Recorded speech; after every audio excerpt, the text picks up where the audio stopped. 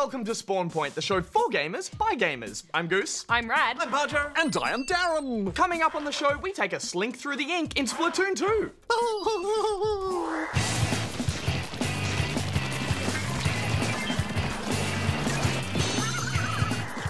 wish I was a squid kid in real life. I know, Rad, that game is so much fun. But it wasn't all ink splots this week. We've also got the cooperative puzzle pain of Death Squared.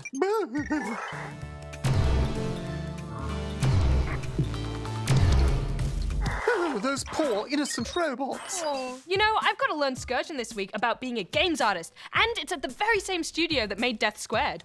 The best thing about being a game artist is coming up with the fun stuff and getting to draw a lot. I've been drawing since I was born. I think everyone starts being really good at art, but most people give up at some point, so I didn't give up. I hope we get to check out some wicked art skills. Well, you'll just have to wait and see. All right, D.A.R.R.E.N., I believe it is trivia time. Affirmative. Boot up your memory bank, Spawnwings. It's time for D.A.R.R.E.N's challenge. Today, I'm asking you this. What animal is Sonic the Hedgehog's friend, Knuckles? Answer at the end of the show. I'm so excited. It's a friend of Sonic and it's Australian. Bajo, shh. Let's get on to our first review.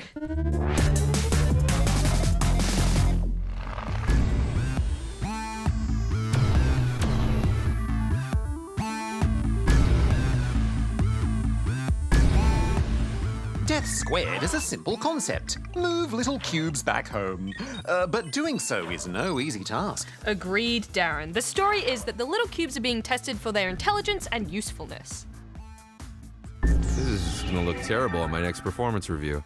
But really, it's you who will be tested. Death Squared was developed in Sydney, Australia by SMG Studios, and I actually got to go meet them recently, but you'll have to watch my latest Learn Scourgeon for that. Yes, and congratulations to them, because they've made a fun little puzzler here that rewards you when you do well and punishes you severely the moment you lose concentration. Oh, this is indeed a punishing game, which focuses a lot on trial and error. There are 3 modes, and they can all be played co-op, including a very challenging vault mode for 4 players. When playing solo, however, you control each cube with a stick on your controller. Success relies on carefully guiding your cubes along small platforms, avoiding spikes and doing your best not to fall off.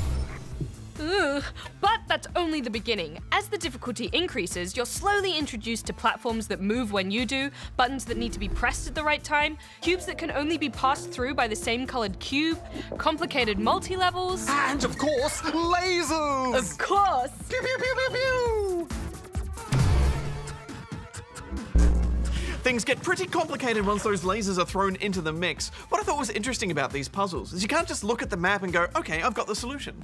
You have to play it over and over again, figure out what moves when you do, and where it's safe for you to go. It's complicated trial and error gameplay, and yet you never feel like it's too hard or you don't really understand what's going on. Yeah, that's true, Bajo. The logic of the puzzles starts to make sense when you see everything in motion and begin to test and experiment.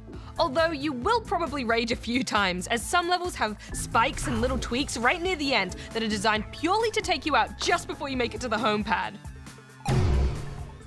Either in co-op or the game's 4-player mode, communication is the key to completing any level. Actually, multiplayer is so much fun, and I found it really rewarding when we all solved a puzzle together. And surprisingly, there were no arguments. Yeah, it helps that the little cubes are so cute too and they can wiggle about. There's nothing out there that's quite like this puzzle game, and that's a really rare thing. I'm giving it 3 out of 5 rubber chickens. Perfect family fun. I agree, Rad. Death Squared is adorable and unique, and once you start playing, you need to beat it. I'm giving it 3.5 out of 5 rubber chickens. Those poor little cubes. Oh, I'm sure they're fine, Darren. Now, as I said earlier, I recently went to the studio that developed Death Squared to do a Learn Scourgeon on how to be a games artist. Roll the tape, Lee. It takes lots of people to make a game in all different roles, from designers to programmers to testers. Today, we're going on a learning excursion to find out what it means to be a game artist. It's time for a Learn Scourgeon.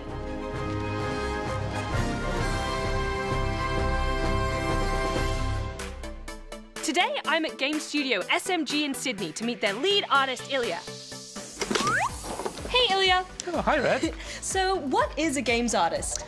Games artist is someone who does art for the game. You get to draw the characters, draw the backgrounds, environments, buttons, pick the colors, and make things in 3D as well.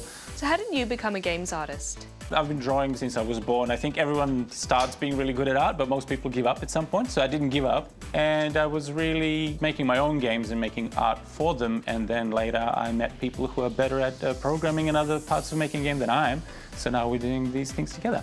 So what does a normal work day look like for you? A typical day would start with talking to the rest of the team, just see where we are at. And then I would look at what other artists have done, see if something needs to be changed or improved, listen to other people's ideas. Then maybe I would do some sketches for things that we're going to do next. Then I would actually draw some stuff like that. If you don't know much about games or computers, but really like to draw, just do it regardless. Eventually you'll pick up the more technical skills, and these things become easier and easier. Now you can draw on your phone, on your tablet using your finger. So yeah, you'll just learn. Do you have to imagine everything that you design in full 3D for a game that's going to be 3D so that you can build it in the game from all angles? You don't have to imagine everything fully in 3D, but it helps, especially if, say, I'm doing sketches and someone else is supposed to make it in 3D. Then usually I would draw a character from different angles, so the 3D artist knows exactly what needs to be done. So basically, everything you see in a game, an artist has had to imagine and work with other artists to create. But how do they all work together? I had better catch up with a couple to find out. Hi, Talon. Hey, Rad. So you're a 3D artist. What does that mean? That means I make art in 3D, which is three-dimensional. And what's the coolest or weirdest thing that you've ever made for a game? Wow, that would be what I'm working on right now. I am making hats for robots. So I see you've got 2D drawings. How do you turn those flat pictures into something 3D?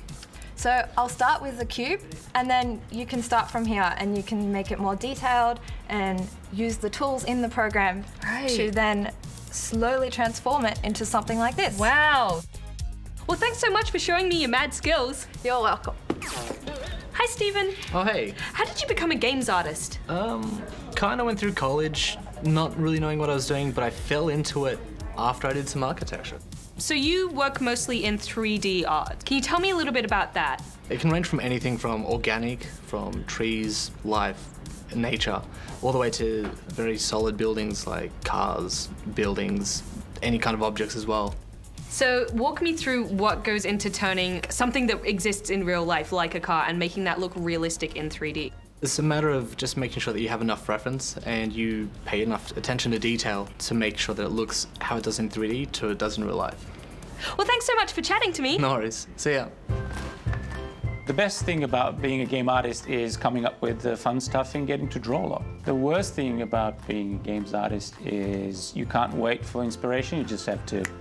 Is that hard if you can't come up with an idea and you have to have one? It used to be hard, but it's something that you learn. It's sort of part of being professional. The advice I would give to little spawnlings who are interested into becoming a games artist themselves is just try it. If you can't find others to make games with you, just just try on your own. Or if you don't know how to make games, just draw sketches, do it in your head, and eventually you'll pick up all the skills that you need, and others will see what you're good at. So do you think I could have what it takes to become a games artist? I don't know. We'd have to do a test. Could you draw me a zombie chair? A zombie chair. I can do that. A zombie chair. Zombie chair.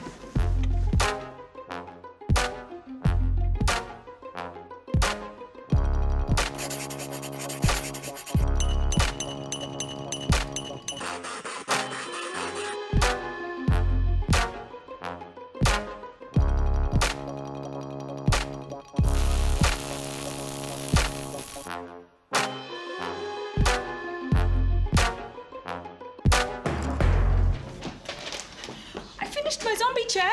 Oh, wow. This is really nice. Just one little critique that I have is that this could also be an alien chair or just a monster chair. So maybe just, adding some nasty, gruesome details on the skin would fix that. But yeah, otherwise it's perfect. Congratulations. Thank you. Yes. Wow. Whoa, that was so interesting. It's easy to forget that everything that you see in a game needs to be designed by someone, and the amount of detail and planning that goes into it is incredible. I had so much fun designing my own character and learning that it really is about all the little bits that turn it from being just a random monster chair to really being a zombie chair. So I'm feeling quite inspired. I think I'll draw some more characters. Maybe some desert shoes this time, made out of cactuses. Oh, but that would be prickly. All right, Bajo, it's time to smash out a few answers. And first up, we have this one from Nintendo and Microsoft fan who comes from a world without PlayStation 1, 2, 3, or 4 in New South Wales. I bet this isn't a question about PlayStation at all. I recently got an old PlayStation 3 without any games, so I was wondering, 1, what PS exclusive games can I get for PS3? 2, how do I know if my PS3 is backwards compatible with PS2 games? By the way, I can't test it without spending money because no games. 3, can I still play online multiplayer for free on PS3? Thanks for answering. Well, that was surprising. But we can definitely help you out with those questions, Nintendo and Microsoft fan. So in terms of PlayStation exclusives on the PS3, well, there's heaps. Yeah, way too many to even list. But some of our personal suggestions would be any of the Little Big Planet games, Ratchet and Clank, Ni no Kuni, Journey, Motorstorm Apocalypse, and that's just to name a few. Yeah, good games. And there's a fairly easy way to tell if your PS3 is backward compatible with PS2 games. Firstly, you need to have one of the big fat original PS3s. If it's a slim model, then it just won't be. But not all fat PS3s are backwards compatible. So if you have a fat one, look for the USB ports on the front.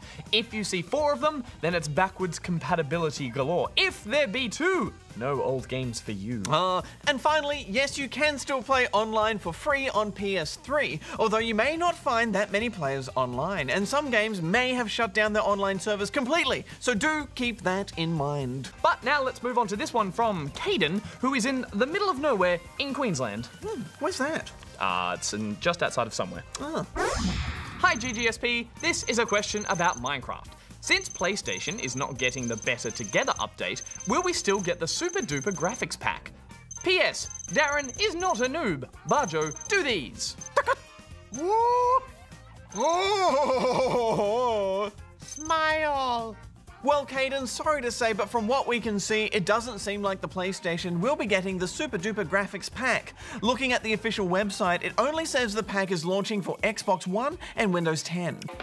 Oh, that was a nice funky little tune. It's sultry, I like it. Hip hop in there too, I think. Probably answer it. Oh yeah. No, hoi hoi. Hello, Goose, it's Darren! Darren who? Darren the robot! Yeah, Darren, I knew it was you the whole time. I was just making a little joke. Well, I couldn't help but overhear Bajo say the super duper graphics pack was only coming to Xbox One and Windows 10, but I found a source that seems to indicate it will be coming to other platforms too. Yeah? What is this so-called source and what do they say? Well, Mojang developer Cameron Egbert said that the super duper graphics pack will be, and I quote, anywhere that you can play Minecraft in the new version, end quote. And the new version to which he is referring is the Better Together update. That update will be switching all updated versions to a new engine known as the Bedrock engine, which will unify them together and provide the basics for the graphics pack to work. Right, so any version that gets the Better Together update will get access to the pack? Affirmative, according to Mr. Egbert at least. However, it appears that to get the most out of it, you would need a high-end PC or Xbox One X. So how much benefit the pack will have on, say, a mobile device or an original Xbox One is hard to gauge at this point. But that means that since the PlayStation 4 isn't getting that update, it won't get the pack? Affirmative. Well, that's still bad news for you then, Caden, sorry, but hopefully PlayStation does join the party sooner rather than later. Thanks for the update, Darren. Oh, my pleasure. Goodbye. Bye. Bye, Darren. Goodbye. Oh, okay, well, while we're on the topic of Minecraft, we have a video question, and it's from Steph. Come on, Point. I'm Steph, and I have 2 questions for you. First question, do you think Nintendo Switch will have Minecraft? Second question, are there any good building games for Nintendo 3DS XL? Bye.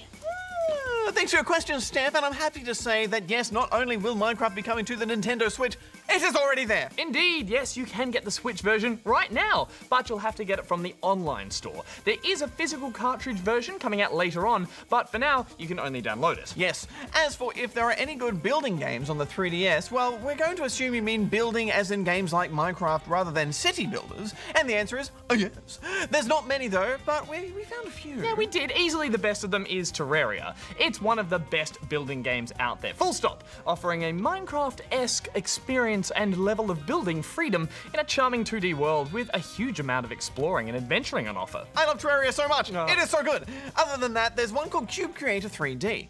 It's a terrible name, and it looks like a pretty poor man's Minecraft knockoff. I have not played it though, so I have no idea if it is any good. Yeah, me neither, but from the looks of it, it has blocks and building and adventuring, so if you want the 3D Minecraft experience, it's about as close as you're gonna find on the 3DS. Other than that, there aren't many options that we know of. Well, you might enjoy Super Mario Maker though. It's obviously nothing like Minecraft, but there is plenty of opportunity for building and being creative, although it's a shame there isn't the proper online level sharing on the 3DS version. Yeah, it's a very weird thing they didn't include that. There is also Steam World Dig, which isn't really much of a building game at all, but it is a little Minecrafty with lots of digging and exploring. And it's also a great game. Oh, I love that game. Well, hopefully you like the look of some of those suggestions, Steph. But on that note, we are out of time for this week. So if you'd like to get in on the asking action, then why not go here and send us a question. Have you ever gone digging, Goose? With these hands, Bajo? What, are you mad? It's really hard. I dug a hole the other day and it was full of bugs. I keep it all virtual. Guys, it's no secret that I was a huge fan of the first Splatoon on Wii U. Its unique spin on shooters, bright art style, and weird squid universe had me hook, line, and sinker. And now the Inklings are back on the Switch with a fresh coat of paint. Or is it ink? Oh, it doesn't matter, let's get splatting!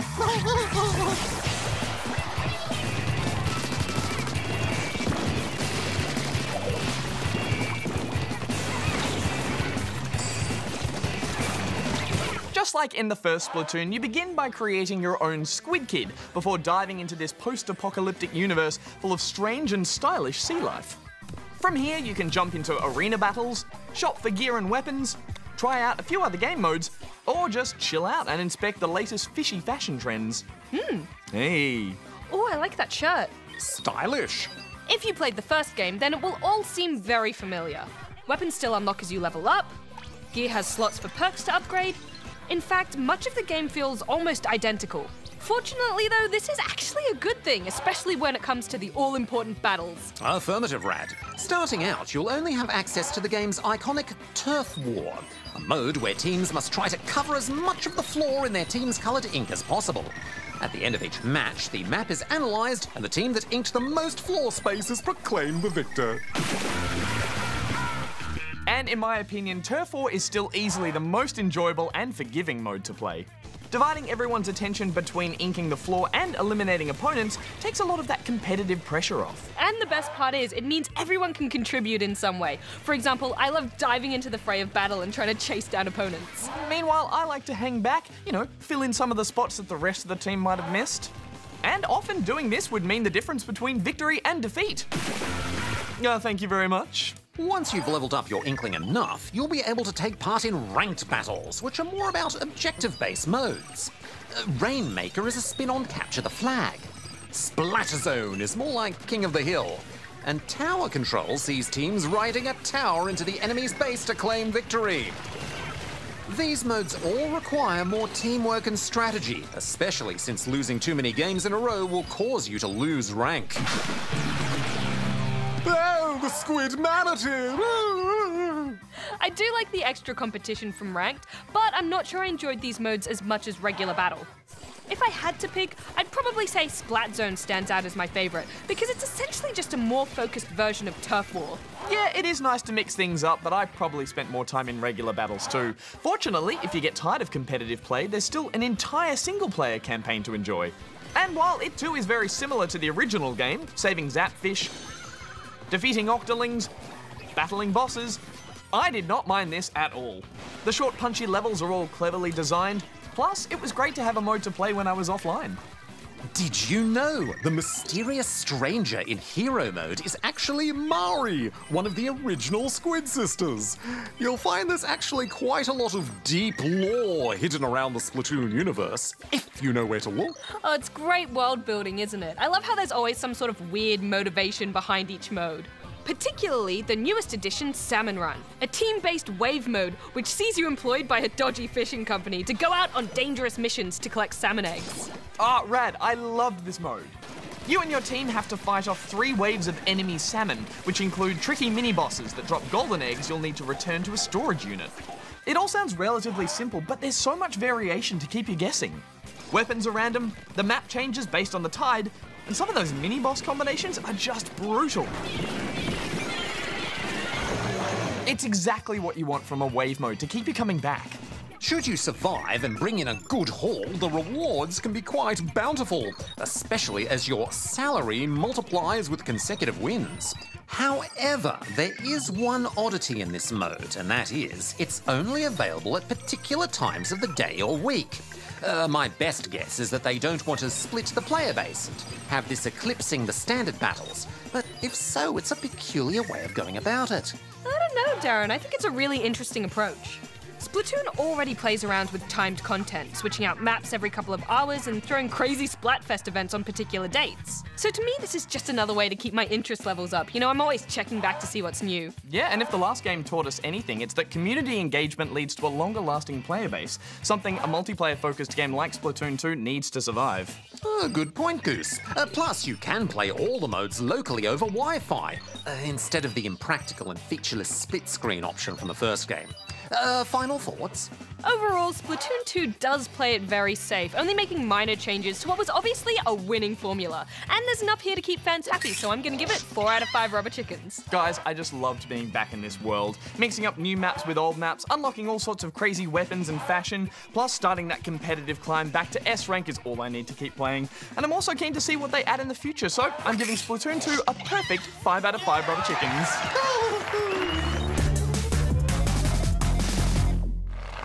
Well, we're almost at the end of the show, so Darren, the answer to your challenge, please. Affirmative, Rad. At the start of the show, I asked you this. What animal is Sonic the Hedgehog's friend, Knuckles? And the answer is... an echidna! Yes, Knuckles the echidna. Not quite as cool as Sonic, but still very cool. Well, Sonic Mania is coming out soon, so maybe we should review that. Oh, and we definitely will. But there's a bunch of new games for us to review first, including the new action RPG from the makers of Bastion and Transistor. It's called Pyre. You witness now the one way to return to glory. Plus, Captain Olimar is back on the 3DS with Hey Pikmin.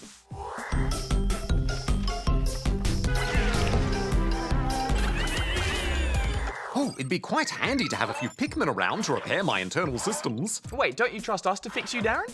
Not since Bajo left a donut in my coolant tray. See? Oh, I forgot about that. Oh, can I have it, Darren? Best not. It's past its use by date. Well, until next time, be nice. Have fun. And keep gaming. Bajo out. Rat out. Goose out. Darren out. Darren, are you sure that donut's not okay to eat? I wouldn't recommend it. It's been soaked in thorium. More like Thori, yum.